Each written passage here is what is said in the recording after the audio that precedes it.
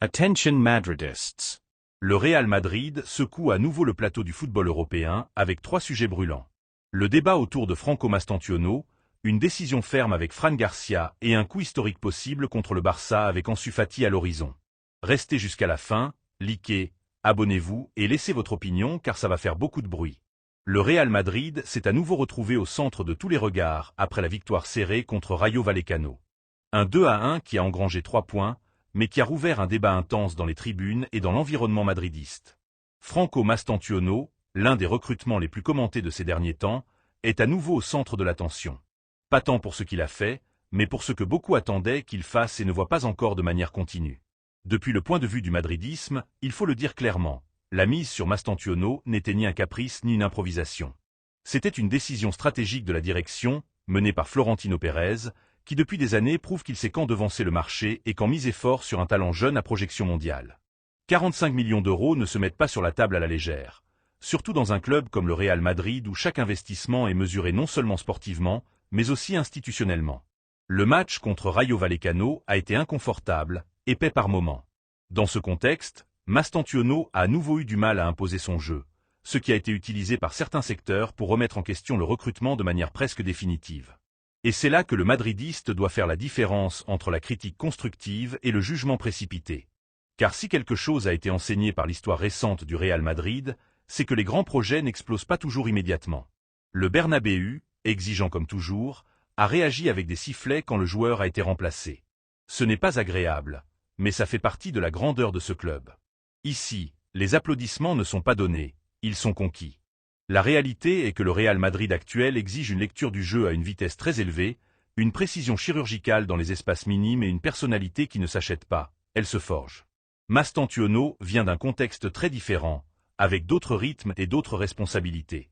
Le saut est énorme, mais il a aussi été pour d'autres noms qui aujourd'hui sont intouchables dans l'histoire blanche. Un point clé a été mis sur la table. La comparaison avec Martin Zubimendi, un joueur qui était dans l'orbite du Real Madrid et qui s'est retrouvé finalement en Premier League. Beaucoup se demandent si ce n'aurait pas été une option plus adaptée aux besoins immédiats. C'est une question légitime, mais incomplète si on n'analyse pas le plan global. Le Real Madrid ne recrute pas seulement pour aujourd'hui, il recrute pour dominer demain. Et dans cette vision, Mastantuono représente un profil différent, plus créatif, plus vertical, plus orienté à marquer une époque si le processus se termine correctement. Le pénalty transformé par Kylian Mbappé dans les dernières minutes a servi à clore le match et à soulager la tension, mais le focus était déjà tourné vers l'analyse postérieure. La situation de Mastantuono pose une décision inconfortable, oui, mais pas une urgence désespérée. La direction a de la marge, de l'expérience et un plan. Protéger le joueur du bruit excessif, doser sa présence et continuer à travailler sur son adaptation semble le chemin le plus logique. Maintenant la question est pour vous, madridistes. Pensez-vous que le Real Madrid doit continuer à miser fort sur Mastantuono et lui donner du temps? Ou pensez-vous que l'exigence immédiate du club ne permet pas les processus longs? Laissez votre opinion en commentaire. Restez avec nous car dans le prochain bloc, nous parlerons d'une décision clé avec Fran Garcia et plus loin encore d'un mouvement qui peut faire très mal à Barcelona. La deuxième nouvelle d'aujourd'hui est l'une de celles qui explique parfaitement comment fonctionne ce club en interne, comment se prennent les décisions et pourquoi la direction va presque toujours un pas plus loin. On parle du cas Fran Garcia et du non catégorique du Real Madrid à une offre venant de la Premier League qui aurait pu changer le panorama du latéral gauche dans cette partie de la saison. Dans les dernières heures du mercato hivernal, quand tout semblait indiquer que janvier allait se clore sans grande surprise à Chamartin, une proposition sérieuse, ferme et bien structurée est arrivée depuis l'Angleterre. Bournemouth, avec Andoni Iraola à la tête, a frappé à la porte du Real Madrid en demandant Fran Garcia. Ce n'était pas un simple sondage, ni un appel informel. C'était une offre concrète, avec des chiffres sur la table et un projet sportif attrayant pour le joueur. Et là, beaucoup attendaient que le club blanc se soigne à la négociation. Cependant, la réponse a été claire, directe et sans détour, non. Depuis l'extérieur, certains peuvent interpréter cette décision comme une opportunité manquée ou même comme un frein inutile à la carrière d'un footballeur qui n'a pas eu la continuité rêvée depuis son retour au Real Madrid. Mais si on l'analyse depuis la logique du club et depuis le sentiment madridiste, la décision a beaucoup plus de sens qu'il n'y paraît. Car le Real Madrid, avant de vendre, pense à rivaliser, et avant de rivaliser, pense à protéger sa structure sportive. Fran Garcia correspond parfaitement au profil de latéral moderne que beaucoup d'équipes de la Premier League recherchent. Intensité, stamina, profondeur par le côté, capacité à se projeter dans l'attaque et une expérience solide qui garantit une adaptation immédiate. Pour le club anglais, c'était une pièce idéale. Et ici il convient de dire quelque chose d'important, car être madridiste implique aussi être juste avec les joueurs. Fran Garcia n'est pas ignorant de sa situation. Il sait qu'il n'a pas eu tout le protagonisme qu'il imaginait en rentrant à la maison. L'option de la Premier League était réelle, attrayante et légitime depuis son point de vue professionnel. Mais le football ne se décide pas uniquement depuis le désir individuel, surtout pas dans un club comme le Real Madrid. Le facteur qui a tout changé fut l'état physique de l'effectif. Les blessures ont frappé fort, surtout dans la ligne défensive. Et quand ça arrive, la priorité numéro 1 n'est pas d'engranger de l'argent ni d'équilibrer les budgets, mais d'assurer que l'équipe ait suffisamment de ressources pour rivaliser sur tous les fronts. La saison rentre dans une phase décisive, avec des matchs tous les 2 ou 3 jours, une exigence physique et mentale maximale et l'obligation de se battre pour tous les titres. Dans ce contexte, se séparer d'un latéral gauche aurait été assumer un risque que la direction n'était pas prête à courir. C'est ici que réapparaît la figure de Florentino Pérez et d'une direction sportive qui a appris à travers les expériences passées que les erreurs de janvier se paient en mai. Le Real Madrid a vécu des saisons où une blessure inattendue a laissé l'équipe sans alternative. Cette fois, le club a décidé de devancer le problème. Fran Garcia n'est peut-être pas le titulaire indiscutable aujourd'hui, mais demain il peut devenir indispensable. Et au Real Madrid, cette prévoyance fait la différence. Fran Garcia n'est pas un bouche-trou, c'est une garantie.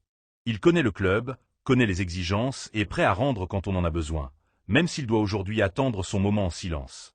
La réponse à Bournemouth a été ferme, sans nuance. Pas de contre-offre, pas de doute. Le Real Madrid a priorisé la stabilité sportive au-dessus de tout revenu immédiat. Pour Fran Garcia, la situation n'est pas simple. Janvier pouvait être une opportunité pour se relancer. Maintenant le défi est autre. Continuer à travailler, maintenir la concentration et être prêt quand son moment arrivera. Au Real Madrid, les opportunités arrivent quand on liste les attend et seuls ceux qui persévèrent sont prêts à en profiter. Depuis l'Angleterre, Bournemouth assume déjà qu'il devra chercher des alternatives. Le message depuis Chamartin a été clair et définitif. Le latéral reste, l'équipe se protège et la planification continue son cours. Ce n'est pas une décision impulsive, c'est une décision stratégique. Maintenant je vous pose la question, madridiste. Pensez-vous que le Real Madrid a bien fait de fermer la porte à la sortie de Fran Garcia en ce mercato hivernal, ou pensez-vous que c'était le bon moment pour le laisser partir? Restez avec nous car dans le dernier bloc arrive une histoire qui promet de faire beaucoup de dégâts à Barcelona. Un nom propre, une possible trahison historique et le Real Madrid une fois de plus au centre de tout. Et maintenant oui, madridistes, nous arrivons au troisième bloc, le plus délicat, le plus polémique et probablement celui qui va générer le plus de bruit des deux côtés de la frontière émotionnelle qui sépare le Real Madrid et le Barcelona. Car ce qui commence à se cuisiner en silence peut devenir l'un de ces coups qui ne s'oublient jamais, de ces mouvements qui font mal pendant des années au rival et qui renforcent davantage la sensation de pouvoir et de détermination du Real Madrid. On parle d'Ansu Fati.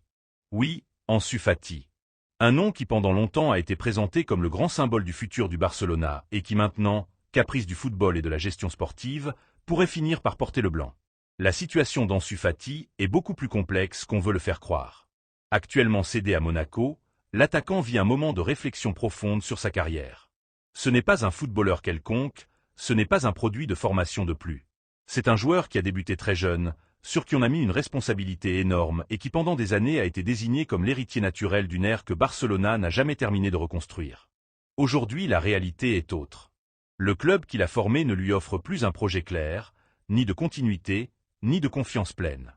Et ça, pour un footballeur qui a besoin de se sentir important, pèse plus que n'importe quel discours public.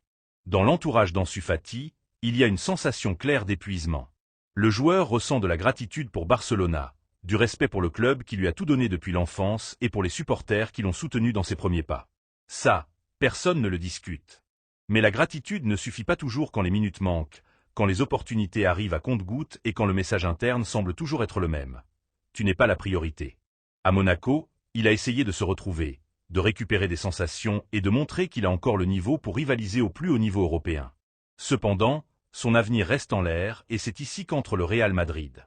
Car quand le Real Madrid observe une opportunité de marché, il ne le fait pas depuis l'improvisation ni depuis l'impulsion émotionnelle, il le fait depuis la froideur stratégique. Florentino Pérez et son équipe savent que ce type d'opération ne se mesure pas seulement en but ou assist, mais en impact institutionnel, psychologique et sportif. La possible arrivée d'Ansu Fati au Real Madrid serait bien plus qu'un recrutement. Ce serait un message. Un coup direct au récit du rival. Depuis l'entourage du joueur, l'option du Real Madrid n'est en aucun cas exclue et c'est la clé.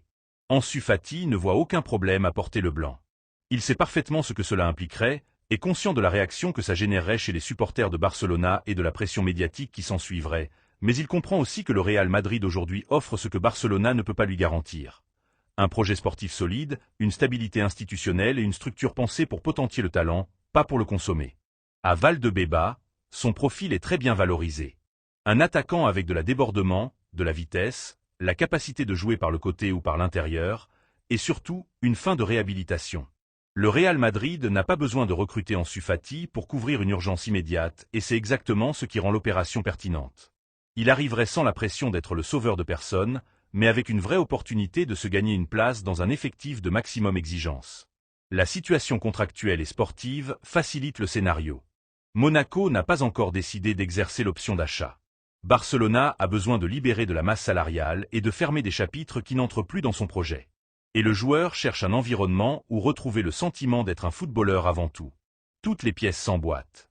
Depuis le point de vue madridiste, l'opération aurait plusieurs lectures positives. Sportivement, on incorpore un joueur jeune mais avec de l'expérience dans l'élite, avec une marge de croissance et avec une motivation supplémentaire pour prouver qu'il reste digne du plus haut niveau. Institutionnellement, cela revient à mettre en lumière une fois de plus la fragilité du projet de Barcelona, incapable de prendre soin de l'un de ses plus grands symboles récents. Et sur le plan émotionnel, ce serait un coup terrible pour le rival, l'un de ceux qui ne s'oublie jamais. Florentino Pérez évalue sérieusement cette possibilité pour le mercato estival. Pas de précipitation, pas de fuites intéressées, mais des contacts, des analyses et une réflexion profonde sur l'intégration du joueur dans le projet. Au Real Madrid, personne n'agit par impulsion. Si Ansu Fati finit par arriver, ce sera parce que le club considère qu'il s'agit d'une vraie opportunité de marché, tant sportivement que stratégiquement. Imaginons un instant la scène. Ansu Fati présenté au Santiago Bernabéu en maillot blanc, parlant de nouveaux défis, de croissance professionnelle et d'enthousiasme pour rivaliser au plus haut niveau. L'impact serait immédiat, le bruit médiatique assourdissant, mais le Real Madrid est habitué à ça. Il y vit. Il se nourrit des grands scénarios et des décisions courageuses. Maintenant la question est inévitable et nous vous la lançons directement, madridistes. Aimeriez-vous voir Ansu Fati en blanc comme une mise stratégique et un coup direct contre Barcelona? Ou pensez-vous que le Real Madrid doit rester à l'écart de ce type d'opération très chargée en symbolisme? Laissez votre opinion dans les commentaires car ce débat s'annonce intense. Si vous êtes arrivé jusqu'ici, merci d'être resté jusqu'à la fin. Likez, abonnez-vous et continuez avec nous, car quand il s'agit du Real Madrid, l'histoire ne s'arrête jamais.